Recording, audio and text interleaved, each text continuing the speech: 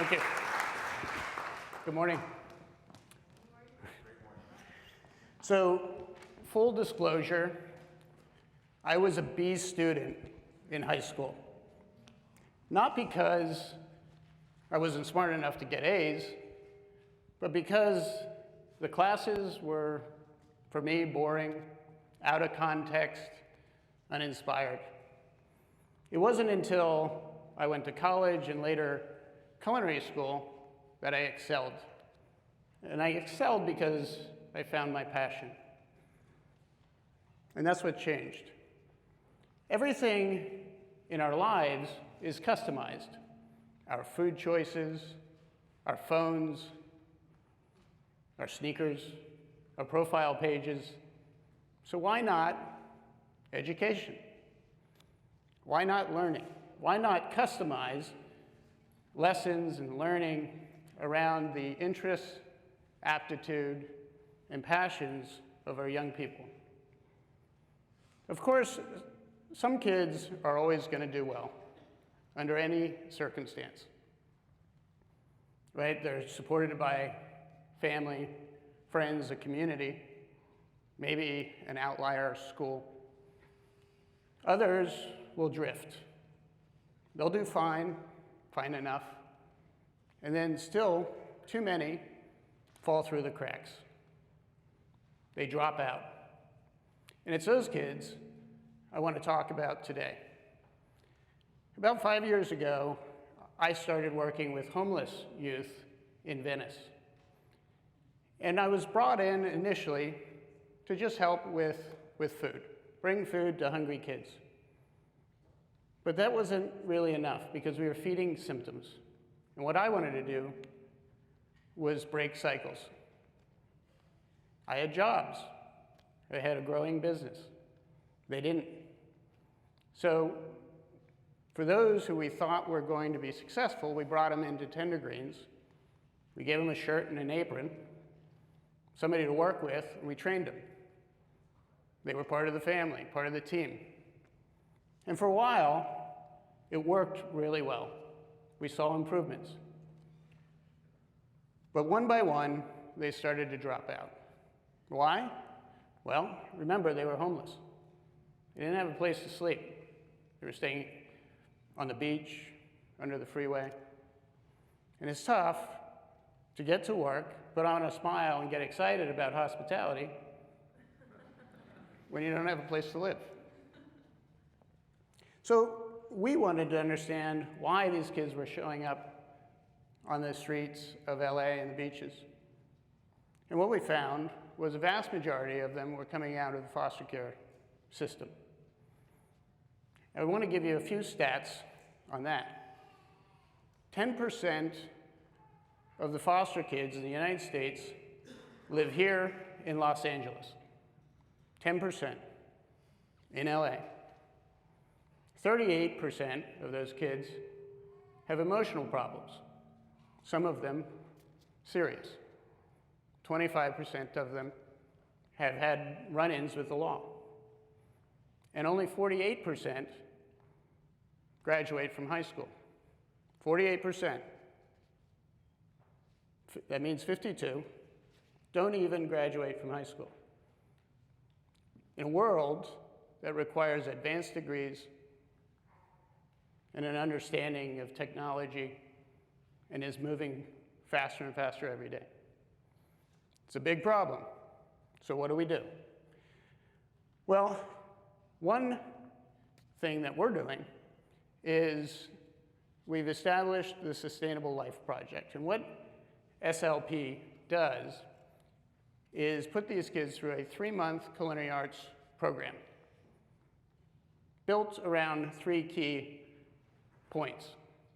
1, where does food come from? Well, for us, it comes from the farm. So that's where we go. Once a week, we pack the kids up and we go to a farm in the Tender Greens network. Sometimes it's a goat dairy, a pig farm, a lettuce grower, a salumi maker. These are kids from South LA. Oftentimes, they've never been out of their neighborhood. They certainly haven't milked a goat. or experienced a hungry pig for all of its benefits and smells. And they begin to transform. They begin to change their perspective on where food comes from. The second part is technique. And technique is the language of the cook. Technique is what enables the cook to take all these wonderful things that the farmers bring us and transform it into something amazing. So week after week, we get together and we cook. We build sauces and vinaigrettes, stews, soups, and cakes. But more importantly, we build bonds. The third component, and probably the most important, is a job. Once a week they come in to one of the tender greens and they work. These are kids who have never had a job. They don't know what it means to earn a paycheck. And oftentimes they've never been part of a team. But every week they experience that. Being part of a bigger purpose and participating on a team and becoming part of the family. And the collective, the three key components brought together, begins to change these young kids' lives. And I want to share two stories of our graduates, just to give you a sense of what we've experienced so far. So the first is Josh. Josh came to Los Angeles with his family at age 13. A week into it, his dad left, vanished. See you later. Josh still doesn't know what happened to him. A month after that, his mom had a massive stroke, incapacitating her. So Josh dropped out of school to take care of mom. For 7 years, they spent living in LA, in and out of shelters, family centers, for a while under the freeway. Until when Josh was 20, his mom had another stroke. This time she didn't make it. Now think about that. 20 years old. A lot of us, maybe some of you today, are getting ready to graduate from college. Maybe take a backpacking trip in South America, right? Josh, not Josh. Josh had no family, no money, no job, no community, no education, really no options. All Josh had was a phone number. That phone number was to Covenant House in Hollywood. So he called them, and they brought him in. They gave him a bed, some food, and some counseling. And it was there that he met Angelina, a recent graduate of our SLP program. And she encouraged him to reach out to me to see if we could help. So he did, and we did. He joined the program, he did amazing, and he graduated. We hired him full-time, and he still works with us today. He has dreams of becoming a chef and maybe opening his own restaurant. But it doesn't stop there for Josh. His personal life has improved. He's adopted the Tender Greens lifestyle that we talk about so much in SLP. He started to eat better, work out. He's dropped 60 pounds in the last year. He has a girlfriend that he met at the Christmas party. That's where I met a lot of my girlfriends.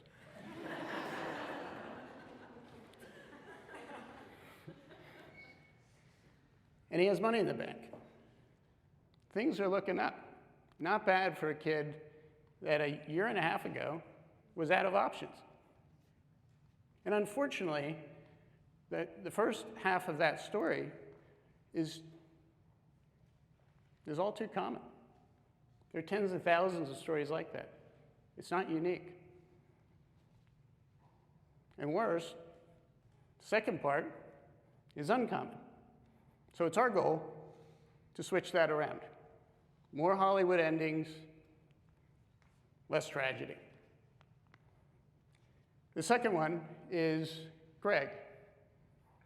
Born in South LA, never knew his dad, a mom who just tried to keep it together, and 3 sisters who had their own issues. Greg stayed out of trouble, graduated from high school, and had dreams of someday becoming a chef.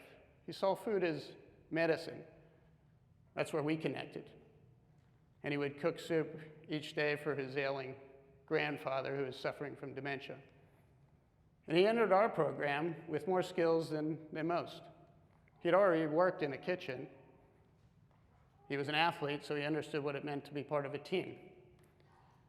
And he was doing great until his family was about to be evicted. And as the only man in the house, he felt it was his responsibility to take care of that. Well, we weren't going to allow his circumstance to pull him away from the program. So we offered him a full-time job as long as he finished the program. He took that and he ran with it. But what's more important is that, yes, he graduated, and yes, he's doing a great job with us at Tender Greens, and he's advancing. But he's also got ambitions to go back to South LA and help others. Go to his friends and say, this has been my experience. What can I do? And we've begun to partner with him on those ambitions. How amazing would that be? Not just to help Greg out, but for Greg to go back to the neighborhood and make a difference. That's the sort of change we're looking for. Another program that I like that has nothing to do with food is Year Up in New York City. Year Up is a program that takes at-risk adults and runs them through a year-long intensive program to prepare those who want a career in financial services, which is kind of cool. But what's cooler is the fact that the biggest investment houses on Wall Street are involved. Not just writing a check, which they do, and they can, but offering jobs at the end of the year. Imagine that. Young adults from the toughest neighborhoods in New York go through an intensive program, and a year later, they're in a suit, they have a salary with Goldman Sachs. That's amazing. So, what do we know? Well, education, learning, and job training should be customized. That's one. Business has an opportunity to participate in a meaningful way. And it's my view that business leaders and entrepreneurs have a responsibility. That's true. And if Goldman Sachs, better known for its high salaries and profits, can get involved, not just write checks, but get involved, and little old Tender Greens can do something, then everybody else in between, every entrepreneur and business leader has a responsibility to do something about this so that everybody wins. Thank you.